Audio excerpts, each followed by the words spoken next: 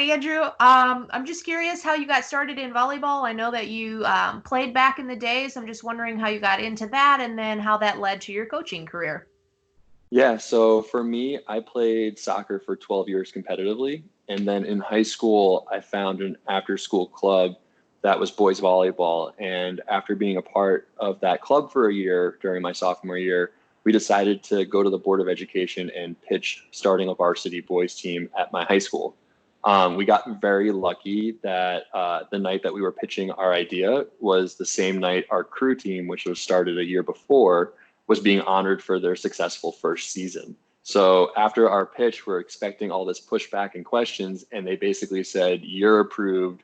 Welcome to your new sport." So we were super excited, really fortunate to have that opportunity, and I got to meet one of my first mentors as a coach. We got super lucky that we had a gentleman that moved to our area who used to be a former assistant, a volunteer coach at Ohio State back in the day. And Jim Reed was our first coach for our program and really kind of, took off from there. And then for me, I got recruited really late. I think the big difference between boys and girls volleyball is that on the women's side, they're a little bit more ahead in their recruiting process, whereas on the boys' side, things happen a little bit later, last minute. So I wasn't recruited until the spring of my senior year to play Division III volleyball in New Jersey.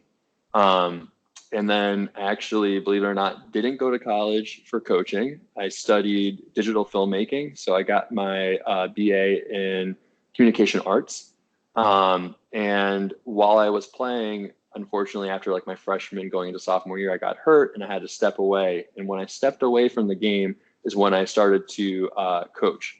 And I started off with a girls 15 threes club team. Really, really raw, had a lot of fun coaching them and really teaching them the sport for like the first time that they've been introduced to it. And I'll never forget being at a tournament where one of my friends came up to me during a match and was like, "How's everything going?" And I was super excited. We're like, "We're doing awesome. We're doing great. We're having so much fun."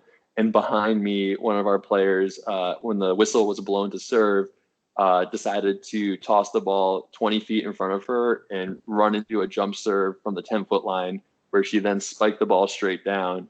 And my friend was like, "Oh, it looks like you're doing really good." And I was like, and I had to like turn around and get back to coaching. But that was Yeah. definitely my favorite early memories of the sport, of just how exciting it is and how much fun it is to play.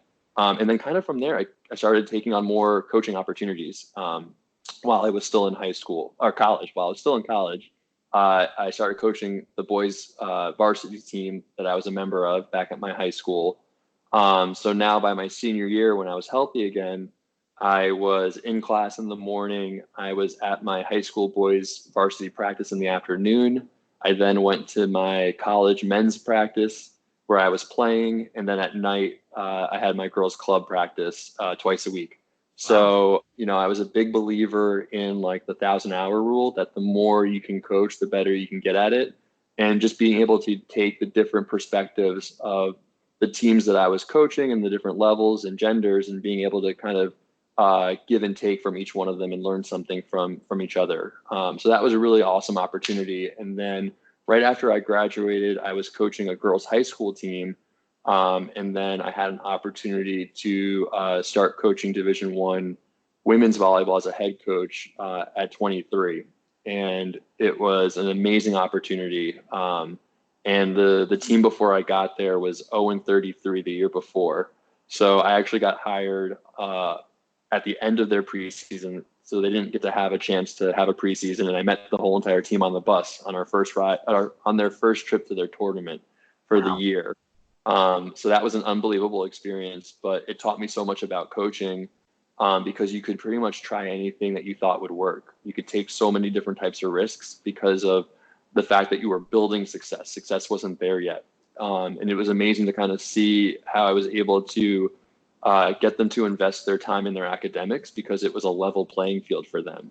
So they had a lot of outside competition when it came to Division III, being a smaller team, not fully funded, but their academics were somewhere where they were all on a balanced team. And after our like first and second season, they were a top 10 team in the country in terms of GPA. So they kind of got to see their success in the classroom, which then translated over into the court. So I was there for 3 years, and then towards the end of my time there, it was a little bit hard balancing coaching 4 teams at once. So I was a Division I head coach part-time. I was an assistant coach for a men's Division III college team. I was coaching my boys varsity team, and I was still coaching club. So definitely being spread a little bit thin. Mhm. And then I had the opportunity to coach full-time at Union College in upstate New York. And that was amazing because it took all of my time and it invested it directly into one program. So it was amazing to be able to work with those athletes full time and really get to take that program to another level.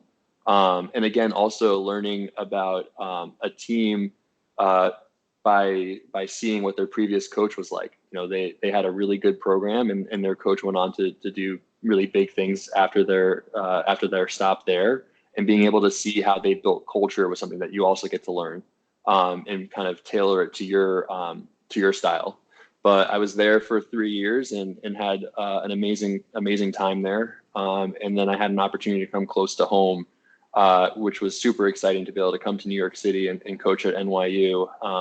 I think the location has just been absolutely unbelievable in terms of what a typical day is like, being in downtown Manhattan, where there's so many opportunity, and then just being able to like facilitate my students' academics, and have volleyball be something that's facilitated around those academics has been a lot of fun. And then also just the success that we've been having so quick has just been unbelievable because of the culture we had, and just the high achieving student athletes that are part of our program.